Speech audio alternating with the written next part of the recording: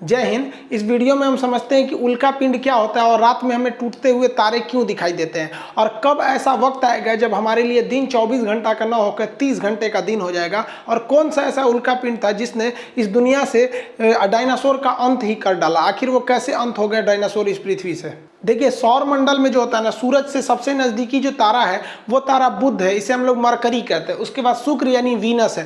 Third number पे हम आते हैं अर्थ यानी पृथ्वी। इसके बाद मंगल आता है। मंगल के बाद बृहस्पति। मंगल और बृहस्पति के दोनों के ऑर्बिट के बीच, इनके कक्षाओं के बीच ग्रहों के छोटे छोटे टुकड़े हैं सब। इन टुकड़ों को हम क्षुद्र ग्रह या एस्टेरॉइड कहते हैं। ये सौर मंडल पे बहुत ज़्यादा इफेक्ट डालते हैं ये एस्टेरॉइड भी सूर्य का चक्कर लगाते हैं, लेकिन कभी कभी क्या होता है, ये आपस में टकरा जाते हैं। आपस में टकराने से इनका डायरेक्शन बदल जाता है और मंगल इन्हें अपनी ओर खींच लेता है, इन्हें आकर्षित कर लेता है मंगल अपनी ओर गुरुत्वाकर्षण के कारण। लेकिन मंगल भी क्या है, गतिशील है। तो मंगल आकर्षित करने के बाद अपने यहाँ से उठ के चला जाता है, क्योंकि ये गति कर रहा है। मंगल उठ के यहाँ चला गया। अब ये बकलोलवा जो है ये आपका यहाँ से सीधे आके गिर जाता है पृथ्वी पर। तो ये जो क्षुद्र ग्रह जो मंगल और बृहस्पति की कक्षा में था, आपस में टकराने और दिशा भटकने और साथ ही साथ मंगल के गुरुत्वाकर्षण द्वारा खींच लेने के कारण ये कहाँ चलाता है, इस डायरेक्शन में, और पृथ्वी इसे अपनी ओर खींच लेती है। तो इसे कहते हैं हम लोग उल्का पिंड। अगर ये पृथ्वी पे गिर गया ना तो किसी की जान ले लेगा, और ये हमेशा गिरते रहते हैं, पर डे ये गिरते रहते हैं पृथ्वी पर। पता चला हमारे ऊपर ही गिर गया तो मर ही जाएगा आदमी, उतना भयानक दूर से गिरता है। तो इसके लिए हमारी रक्षा करने के लिए हमारे चारों ओर है वायुमंडल, एटमॉस्फियर है हमारे ऊपर। 640 किलोमीटर मोटी हवाओं की परत है। ये हमारे लिए एक सुरक्षा कवच का काम करता है। ये अगर नहीं रहता तो हम सब मर जाते हैं। जब कभी भी क्षुद्र ग्रह वायुमंडल में प्रवेश करता है तो इस पर हवाओं का फ्रिक्शन इतना ज़्यादा लगता है, इतना ज़्यादा, आप ऐसे ही अंदाजा लगाइए ना। खूब स्पीड ट्रेन चल रही है, उसमें से सर बाहर निकलिए, कितना हवाओं का दबाव लगेगा खूब स्पीड में। इसीलिए तो एरोप्लेन की खिड़की खुलती नहीं है, तो कोनो बाहर मुड़ी निकालेगा, फेंका जाएगा, इतना तेज घर्षण लगती है। बुलेट ट्रेन में से आप बाहर नहीं झांक सकते, इतनी स्पीड रहती है। और इन लोग की तो स्पीड हजारों किलोमीटर रहती है, जिस वजह से ये घर्षण होने लगता है और इसका टेम्परेचर हो जाता है 1500 से लेके 3000 डिग्री सेल्सियस, जिस कारण ये जलने लगते हैं। और ये जलते हुए टुकड़े को हम कहते हैं उल्का। ये जल के ऊपर ही खत्म हो जाते हैं। लेकिन किसकी कुछ ऐसे उल्का होते हैं जिनका साइज बड़ा होता है और पूरी तरह जले बिना ही ये पृथ्वी पर आके धमाक से गिर जाते हैं, जिन्हें हम उल्का पिंड कहते हैं। ये जब पृथ्वी के वायुमंडल में एंट्री करते हैं तो पूरी तरह से जलने लगते हैं। ये जहां गिरते हैं वहां भीषण तबाही लेके चले आते हैं। तो ये बहुत ज़्यादा जरूरी है। अब जब कभी ये ज़्यादा मात्रा में गिरने लगते हैं, बहुत सारे टुकड़े हैं सब बहुत ज़्यादा एक साथ एकदम ग्रुप बाय ग्रुप जब ये गिरने लगते हैं तो इन्हें हम लोग कहते हैं लाइट शावर। लाइट शावर से क्या होता है, बहुत सारी रोशनी होने लगती है। ऐसी घटना अगस्त 2017 में हुई थी, जब भारत में चोटी कटुआ का हल्ला हुआ था कि कोई आ रहा है महिलाओं का चोटी काट के चला जा रहा है। उसी समय एक और हल्ला हुआ था कि अगस्त के महीने में एक ऐसा दिन आएगा 11 अगस्त जब रात ही नहीं होगा। ऐसा नहीं था, रात होता, लेकिन उस समय घटना क्या होने वाली थी, लाइट शावर होने वाली थी। ये बहुत सारे छोटे छोटे उल्का पिंड गिरने वाले थे और जब वो जलने लगते थे एक रोशनी होता, बहुत बड़ा रोशनी नहीं होता, लेकिन उसे लाइट शावर कहते थे। और इसे व्हाट्सएप पर ऐसा फैलाया गया जैसे लग रहा था कि रात ही नहीं होगा। रात हुई थी, बस हल्का सा रोशनी हुआ था। अफ्रीका के साइड में ये घटना देखने को मिली थी। जैसे ये वायुमंडल में प्रवेश करते हैं तो ये जलते हुए दिखाई देते हैं, जिन्हें हम टूटता हुआ तारा कहते हैं। ये देख रहे हैं ना, ऐसे गिरता है यहाँ पे, रात में आप भी देखे होंगे टूटता हुआ तारा, ये उल्का रहता है। इसे शूटिंग स्टार के नाम से जाना जाता है। आप रात के समय इस तरह से शूटिंग स्टार टूटता हुआ तारा देखे होंगे। लोग कहते हैं इसको देख के मन्नत मांगिए ना तो कुछ पूरा हो जाता है। स्टूडेंट लाइफ में लड़का सब मन्नत कौन सी मांगता है सर, कि भगवान बड़ी दिन से पीछे पड़े होकर ये बेरी फंसा दीजिए। अरे लोल कहीं का ऐसा मन्नत मांगता है सर। इस टूटल तारा थोड़ी है, ये तो क्षुद्र ग्रह जो घर्षण से क्या हो रहा है, गिर रहा है। लेकिन जब कभी ये पूरी तरह जले बिना अब पूरी भड़ाक से पृथ्वी पे गिर जाता है तो उसे हम लोग कहते हैं उल्का पिंड। ये बिहार में मधेपुरा के पास गिरा था। ये देखिए, ये क्या है, उल्का पिंड है। इसे दे दिया गया था उल्का पिंड को। जब ये जल रहा है तो इसे कहते हैं उल्का। देखिए, जल रहा है तो इसे क्या कहेंगे, उल्का। और जल के जब ये पृथ्वी पर गिर जाता है तो उसे उल्का पिंड कहते हैं। यहाँ मेटर और यहाँ मेट्रॉइड के नाम से जाना जाता है। इसे बिहार के मुख्यमंत्री को भी सौंपा गया था, वो इसे म्यूजियम में रखवा दिए थे इस उल्का पिंड को। वर्तमान समय में जिस पृथ्वी पर हम रह रहे हैं उस पर कभी डायनासोरों का राज था। अगर वो नहीं मरते तो हमारे जीने के लायक पृथ्वी नहीं होती। तो आज पृथ्वी हमारे जीने के लायक है इसी उल्का पिंड के कारण है। इसका नाम था इजिप्टा। ये बहुत ही दूर से आ रहा था। ये इजिप्टा मंगल और बृहस्पति की कक्षा में था और आपस में टकराने से इसका डायरेक्शन बदला, मंगल खींच के आगे चला गया और ये सीधे आके गिरा था पृथ्वी के ऊपर। आप यहाँ देखेंगे तो ये उल्का पिंड आ रहा है, यहाँ पे गिरेगा तो इसके कई टुकड़े इधर हवा में बिखरेंगे और पूरे पृथ्वी पर ये भूचाल ला के रख देगा ये उल्का पिंड। ऐसी ही घटना हुई थी जब डायनासोर खत्म हुए थे, ये हवा में पूरा फैल गया था। ये आज से लगभग 6 करोड़ साल पहले ये इजिप्टा नामक इतना बड़ा उल्का पिंड गिरा और इसने पूरे पृथ्वी का स्वरूप ही बदल दिया। ये वर्तमान मैक्सिको के पास गिरा था। जो मैक्सिको जो देख रहे हैं यहाँ पर, ये मैक्सिको की खाड़ी के पास वर्तमान समय में गिरा था और पूरी तरह से तबाही ला दिया था। यह जैसे ये पृथ्वी पर गिरा इतना बड़ा था कि ये जल के खत्म ही नहीं हुआ। इसका लगभग 10 गुना, जितना दिख रहा है इससे 10 गुना बड़ा था, लेकिन कुछ भाग तो जल के खत्म हो गए थे। जैसे ये गिरा बहुत बड़ा धमाका हुआ। इतना बड़ा धमाका था कि यह धमाका लगभग 20 हाइड्रोजन बम के बराबर था। सोचिए, एटम बम नहीं, हाइड्रोजन बम के बराबर यह धमाका था। और इस धमाके के कारण पृथ्वी का जो ऊपरी परत था वो विस्फोट करके उड़ गया। अब आप बताइए, कोई बिल्डिंग उड़ती है तो उसके तो ईंट पत्थर पूरे स्टोन भी बिखर जाते हैं और इसके पत्थर वगैरह हवा में उड़ गए। और जब ये हवा में उड़े तो जब वापस आए तो वो इतनी स्पीड में आए, उसका टेम्परेचर इतना ज्यादा हो गया था कि जो उड़ने वाले डायनासोर थे उनको तो वो हवा में ही मार दिया। और यहाँ का टेम्परेचर हो गया 200 डिग्री सेल्सियस। और इस एरिया के जितने डायनासोर थे, यहाँ के एरिया के, वो सारे डायनासोर मारे गए। लेकिन ये तबाही का केवल एक ट्रेलर था, असली तबाही तो इसके बाद शुरू हुई। इतना भीषण धमाका के बाद लगभग 10 तीव्रता का पृथ्वी पर भूकंप आया दूसरे साइड में। और पृथ्वी के इतिहास में ये अब तक का सबसे भीषण भूकंप था। इतना भयानक भूकंप से पृथ्वी पर चहल पहल, जितनी भी बड़े बड़े जीव जंतु थे ये भूकंप के शिकार हुए और दब के मर गए। और आपको पता है, हम भूकंप चैप्टर भी पढ़ा दिए हैं। भूकंप जब समुद्र के पास आता है तो वो ले लेता है सुनामी का रूप, और ये समुद्र के पास ही आया हुआ था। मैक्सिको की खाड़ी में गिरा हुआ था, जिस वजह से यहाँ भीषण भूकंप के साथ साथ सुनामी भी आ गई। और सुनामी की लहरें जो आई, पूरे समुद्र का पानी उठा के ले आके पटक दी और भीषण भूकंप आया। जितने डायनासोर थे सारे के सारे डायनासोर मारे गए और पृथ्वी के अंदर का जितने ज्वालामुखी थे वो विस्फोट करके उसमें से जहरीली गैसें निकलने लगी, रेडिएशन निकलने लगा, जिस वजह से जितने जीव जंतु थे उस वक्त के मारे गए थे। सारे के सारे जीव जंतु इन सारी घटनाओं का शिकार होकर मर गए।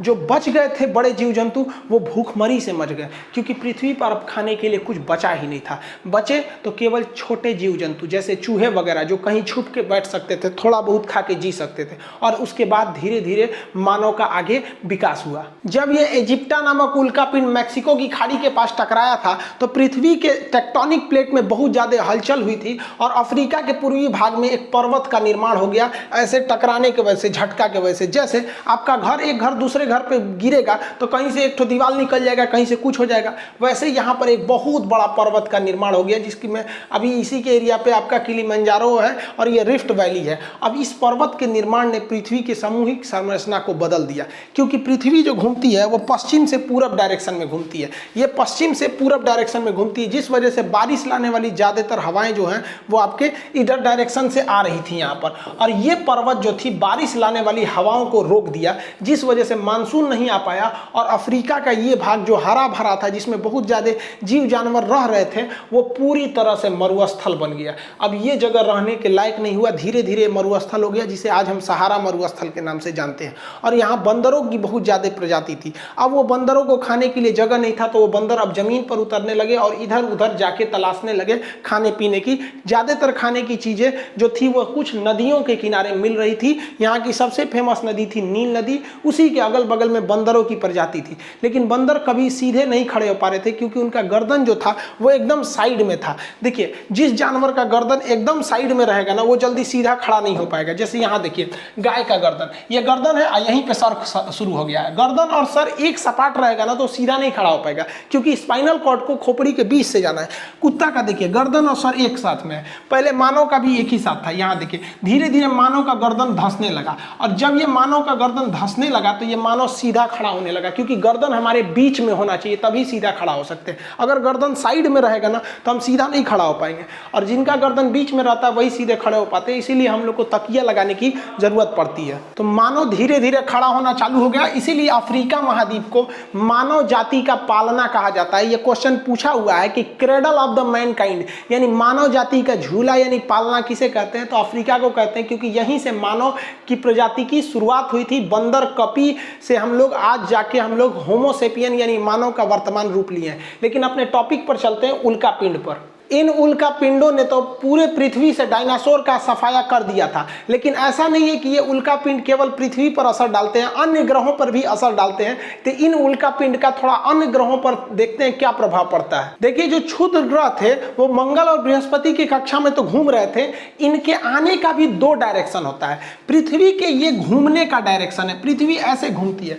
अगर ये पृथ्वी के घूमने के डायरेक्शन में आ रहे हैं, यानी जिधर पृथ्वी घूम रही है उसी डायरेक्शन में आ रहे हैं, तो इन्हें मेटियोर यानी उल्का कहा जाता है। अब चूंकि ये पृथ्वी के डायरेक्शन में घूम रहे हैं, नदी के बहाव में चलेंगे तो आपका स्पीड ज्यादा रहेगा, इस वजह से इनका स्पीड भयानक रहता है। 72 किलोमीटर प्रति सेकंड की रफ्तार से ये पृथ्वी के वायुमंडल में घुसते हैं और जलने लगते हैं। तो याद रखिएगा, उल्का उसी को कहेंगे कि वैसा ही क्षुद्र ग्रह जो पृथ्वी के डायरेक्शन में एंट्री मारा है उसी को ही उल्का कहेंगे, और इसकी स्पीड बहुत तेज होती है। देखिए, वैसा क्षुद्र ग्रह जो आया तो है यहीं से, लेकिन ये पृथ्वी के डायरेक्शन के विपरीत दिशा में, देखिए ये ऐसे आ रहा है तो ये पृथ्वी के विपरीत दिशा में एंट्री मार रहा है। तो जो पृथ्वी के विपरीत दिशा में एंट्री मारता है उसे हम लोग उल्का नहीं कहते, उसे हम लोग कहते हैं बोलाइट। और बोलाइट का स्पीड कम हो जाता है क्योंकि ये अपोजिट डायरेक्शन से एंट्री मारा है। अब आप वीडियो को रोकिए और आंसर दीजिए कि ज्यादा चमकीला कौन दिखेगा, क्योंकि जैसे एंट्री मारेगा हवाओं के घर्षण से ये जलने लगेगा। ज्यादा चमकीला उल्का दिखेगा कि ज्यादा चमकीला बोलाइट दिखेगा। देखिए यहां समझिए, अगर हम गाल अपना इधर ले जा रहे हैं और इधर से अगर मारे तो कम चोट लगेगा, पता चला गाल इधर ले रहे हैं इधरे मार दिए तो ज्यादा चोट लगेगा ना। तो ये आमने सामने टकराया है, इसलिए इसमें घर्षण ज्यादा होता है, ये ज्यादा चमकीला दिखता है। अब आगे समझिए, जब ये पृथ्वी पे गिरता है उल्का तो उसे कहते हैं उल्का पिंड।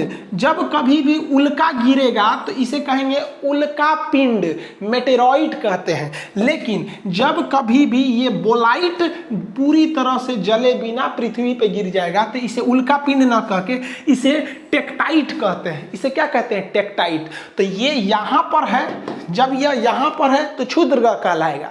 जब ये हवा में है और पृथ्वी के डायरेक्शन में है तो घूमने के डायरेक्शन में तो उल्का, और इधर में डायरेक्शन उल्टा है तो बोलाइट कहलाएगा। लेकिन अगर उल्का गिरा तो उल्का पिंड और बोलाइट गिरा तो टेक्टाइट कहलाएगा। लेकिन ये जहां गिरेगा, चाहे उस डायरेक्शन में गिरे चाहे इस डायरेक्शन में गिरे, वहां एगो इतने बड़का भोंका कर देगा, गड़हा कर देगा। तो गड़हा को हम लोग क्या कहते हैं? क्रेटर। तो गड़हा which is made by the asteroid on the earth is known as the crater. तो ऐसा गड़हा जो किसके द्वारा बना है? एस्टेरॉइड द्वारा बना है, उसे क्या कहते हैं? क्रेटर। अब वो चाहे इस डायरेक्शन से उल्का से बने चाहे वो बोलाइट से बने, वो क्या कहलाएगा?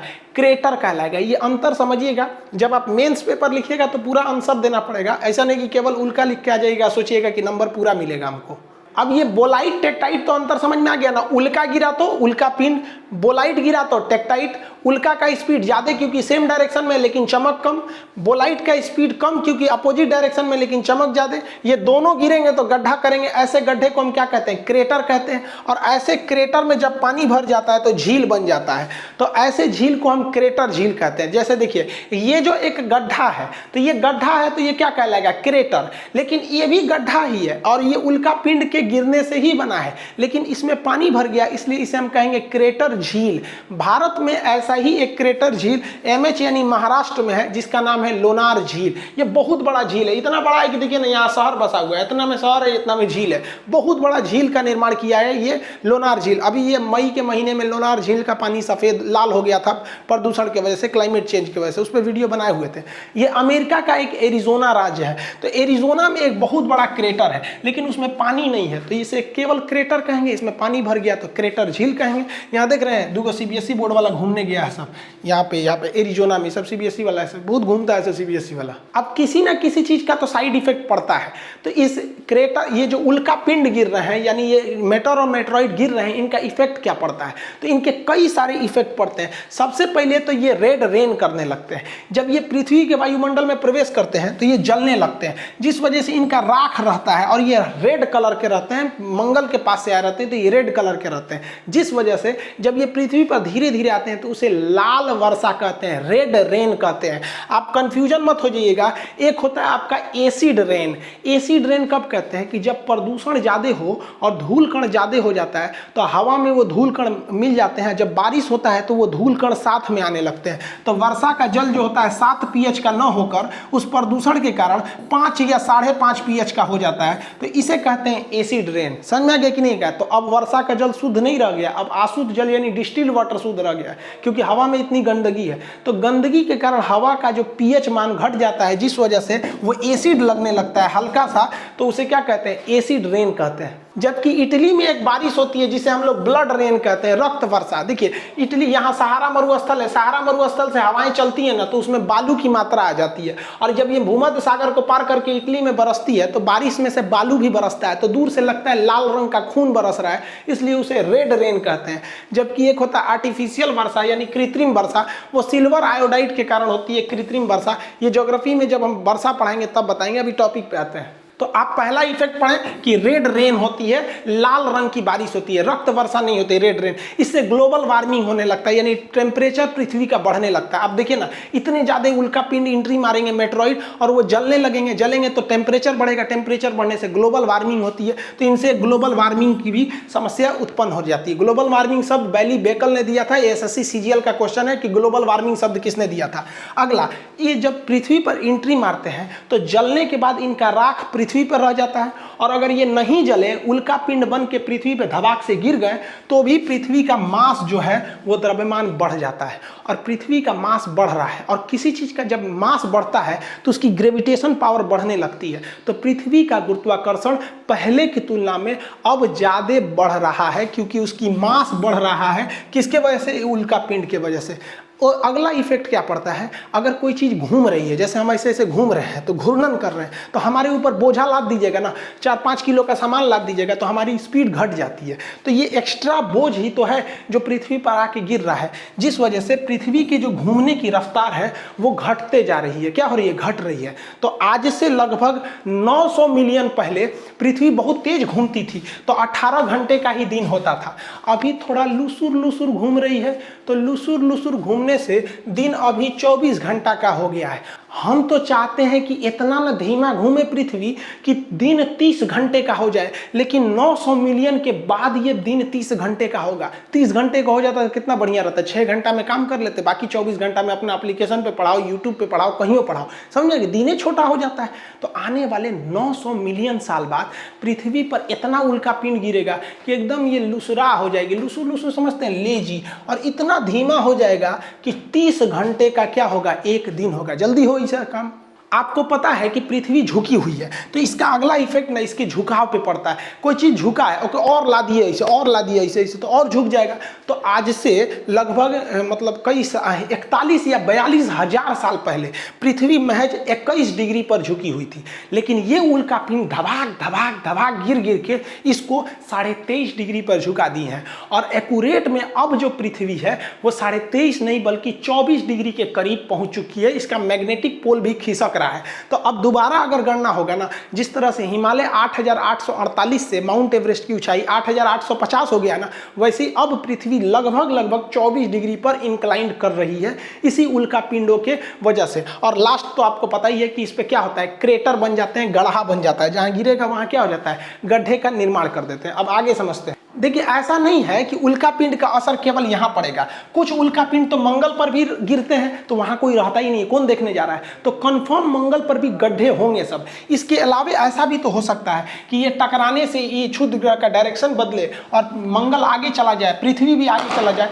तो ये जाके कहाँ गिरेगा, ये सीधे जाके गिरेगा किस पर, बुध ग्रह पर, मरकरी पे, और किस पर गिरेगा, शुक्र ग्रह यानी वीनस पर। अब आप एक क्वेश्चन बताइए, शुक्र और बुध और शुक्र दो ऐसे ग्रह हैं जिनके पास कोई भी सैटेलाइट यानी चंद्रमा यानी उपग्रह नहीं है, इनका उपग्रह कौन ले गया, आप कमेंट करके आंसर दीजिएगा वीडियो रोककर। देखिए इनके जो उपग्रह थे वो साइज में बहुत छोटे थे, ग्रह तो बड़े होते हैं, उपग्रह यानी सैटेलाइट छोटे होते हैं, और ये सूर्य के बहुत ज्यादा करीब थे तो सूर्य खींच के अपने में फूंक के जला दिया उसको, तो इसके पास भी उपग्रह थे, इसके पास भी उपग्रह थे, लेकिन उपग्रह बहुत छोटे थे इसलिए सूर्य खींच लिया, ये सब तनी बड़ बड़ है इसलिए नहीं खींच पा रहा है। अब आगे हम आपसे क्वेश्चन पूछते हैं कि यहां से ये क्षुद्र ग्रह उस पर जा रहे हैं, एस्टेरॉइड, ज्यादा गड्ढा किस पर बनेगा, बुध पर ज्यादा गड्ढा बनेगा कि शुक्र पर ज्यादा गड्ढा बनेगा। देखिए आप आंसर देंगे कि सर ये करीब है, इस पर धबाक से लगेगा, ज्यादा गड्ढा इस पर बनेगा, और दूर है ससुरा उस पर कम गड्ढा बनेगा। गलत है, देखिए बताते हैं इसका रीजन क्या है। देखिए ये ज्यादा गड्ढा बुध पर बनेगा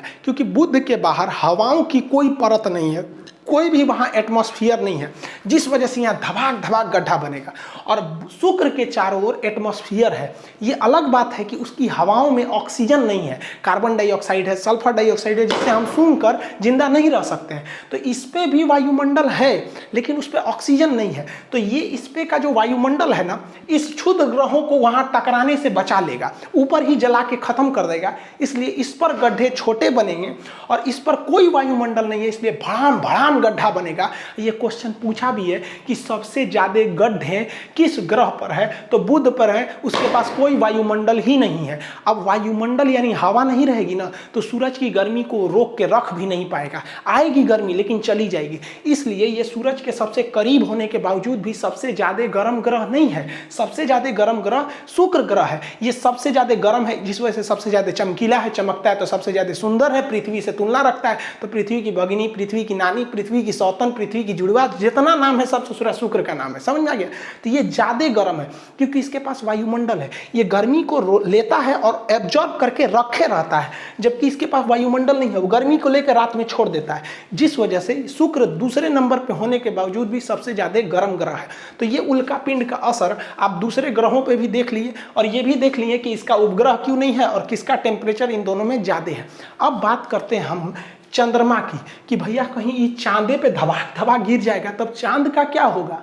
देखिए दुर्भाग्यवश ये चांद पर भी गिरते हैं और बहुत ज़्यादा मात्रा में गिरते हैं क्योंकि मंगलवा खींच के भाग जाता है और उसके बाद आता है पृथ्वी, धबाक से गिर जाता है। और बेचारे हमारे चंद्रमा जी, इस चंद्रमा पर तो वायुमंडल भी नहीं है, हवाएं भी नहीं है, धबाक धबाक गिरता है चंद्रमा पर। तो चंद्रमा पर क्रेटर बहुत ज़्यादा बना है, इतना ना गढ़ा गुढ़ी चंद्रमा पर बना है ना कि देखेंगे तो केवल गढ़ा है। तो इन गढ़ों को क्या कहा जाता है, क्रेटर कहा जाता है। तो इसमें बहुत ज़्यादा मात्रा में क्रेटर बने, इन क्रेटर में सूर्य का प्रकाश ज्यादा अंदर नहीं जाता। आप ही बताइए ना, कहीं गड्ढा खोद दीजिएगा तो उसमें रोशनी थोड़ी ना जाएगा, ज्यादा गड्ढा में ज्यादा रोशनी नहीं जाता है, थोड़ा ही रोशनी जा पाता है। तो चंद्रमा की सतह जो है ना पूरी तरह से गड्ढा है, इसीलिए हमारा जो चंद्रयान गया था या फिर ज्यादातर जो भी चंद्रमा पे उतारे जाते हैं यान, उस सूर्य ज्यादातर गड्ढे में गिर जाते हैं सब और वो अपने संपर्क को खो देते हैं सब। तो चंद्रमा की सतह अगर आपसे कोई कह दे तो बराबर नहीं है, वो कैसा है, गड्ढा गढ़ही है। और इन गड्ढों में चंद्रमा पे सूर्य का प्रकाश नहीं जा पाता है, जिस वजह से ये गड्ढे जो होते हैं वो धुंधला दिखता है। तो चांद जो है ना वो धुंधला दिखता है। तो लोग कहते हैं चांद में दाग है, कोई अलग अलग कहानियां सुनाता है, अलग अलग राज्यों में अलग अलग कहानियां प्रचलित है कि चांद पर दाग आया क्यों था। भैया चांद पे कोई दाग नहीं है, चांद पर गड्ढा है। जिस तरह से महिलाओं के या पुरुषों के यहाँ पिंपल्स निकल जाते हैं ना, किसी किसी का खौरा जाता है, कटहल की तरह हो जाता है, तो वो भी दाग की तरह हो जाता है। वैसे ही चंद्रमा पर भी है, यहाँ कोई दाग वगैरह नहीं है, उस गड्ढे में प्रकाश न जाने की वजह से थोड़ा सा धुंधला दिखता है। इंग्लिश में इसे क्या कहते हैं, मून कहते हैं, और हिंदी में चंद्रमा। उर्दू में क्या कहते हैं, इसे महताब कहा जाता है। कहते हैं ना कि मेरी निगाह ने ये कैसा ख्वाब देखा है, जमी पे चलता हुआ माहताब देखा है। समझ में आ गया कि नहीं? और YouTube है, इस पर थोड़ा सा शायरी कम होना चाहिए, हमको लगा एप्लीकेशन है। चंद्रमा का बहुत महत्व है। सोच रहा बचपन में मम्मी क्या कहती है कि चंदा मामा, बचपन में क्या कहती है? चंदा मामा। और वही लड़कवा जब बड़ा हो जाता है ना तो मम्मी कहती है चांद सी दुल्हन लाएंगे। अरे ससुरा तूने, इसका मतलब तू मामा को दुल्हन बना रही है? अरे अरे भाले, तो ये कहने के लिए चंदा मामा दूर के पुआ पकाए खीर के। अभी तो हाल ही में करवा चौथ बीता है। करवा चौथ में पत्नी अपने पति को चलनी में देखती है, फिर चांद को देखती है, और गर्लफ्रेंड अपने बॉयफ्रेंड को चायछन्नी में देखती है, क्योंकि उसका पावर कम है। तो फिर ये सामान भी छोटा होना चाहिए ये वाला। आई होप आप इसको समझ गए होंगे। चंद्रमा की जो फेजेज होती हैं, कलाएं, कि चंद्रमा कभी आधा दिखता है, कभी पूरा दिखता है, कभी पूरा फुल वोल्टेज में दिखता है, ये सब चीज़ें ये तो हम एप्लीकेशन में आपको पढ़ा ही दिए। आपको एप्लीकेशन में हम चंद्रमा के प्रकार भी बता दिए थे कि न्यू मून क्या है, फुल मून क्या है, सुपर मून क्या है, और ब्लू मून तक पढ़ा दिए थे। अब आपको एप्लीकेशन पे बचा हुआ था रेड मून पढ़ाना। अब ये रेड मून आपको एप्लीकेशन पे मंडे के दिन में पढ़ा देंगे। दो सूचना सुनिए। देखिए, ज्योग्राफी का एडमिशन क्लोज कर दिया गया था, लेकिन बहुत सारे लड़के छूट गए थे, और क्लास लेते समय एप्लीकेशन पे सब यही कहता है सर एडमिशन थोड़ा ओपन कर लीजिए।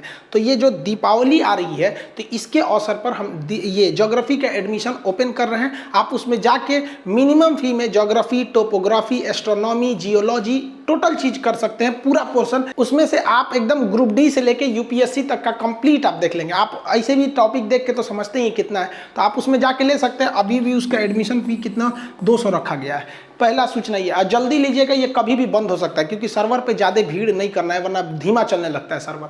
दूसरी बात कि जो लोग कॉल कर करके ऑफिस टीम को परेशान कर दिए कि खान सर से कहिए हमारा थोड़ा सा स्पॉन्सर कर दे, भाई हमने किसी का स्पॉन्सर नहीं करते, हम खुद के बारे में कभी बोलबे नहीं करते, तो आपका कहाँ से बोलेंगे। दूसरा, ये लोग परेशान करते हैं लोग कि सर आप हमारे पास इतने पैसे ले लीजिए, हमारे यहाँ आके पढ़ाइए। भाई हम कहीं नहीं जा सकते हैं, तो इसलिए आप प्लीज़ परेशान मत किया कीजिए। इतना परेशान कर देते हैं लोग कि ऑफिस के नंबर को ऑफ करना पड़ता है, और फिर स्टूडेंट्स को प्रॉब्लम होने लगती है ना। हम यहाँ प्रचार नहीं कर सकते किसी का, और दूसरा हम कहीं नहीं जा सकते, हमें कोई ले नहीं जा सकता। आप कीमत की बात छोड़िए, हिंदुस्तानी है, हमें प्यार से बुलाया जाता है, खरीद तो कोई नहीं सकता है हमें। जिसके रीजन भी है, अगर हमको कोई करोड़ में खरीदेगा तो कल को वो हमारी फीस 200 रुपये तो रखने नहीं देगा, फिर गरीब लड़के मारे जाएंगे। इसलिए आप इसको समझेंगे, एडमिशन जल्दी से लेना होगा जिनको लेंगे, वरना ये फिर बंद हो जाएगा। मिलेंगे नेक्स्ट क्लास में। जय हिंद।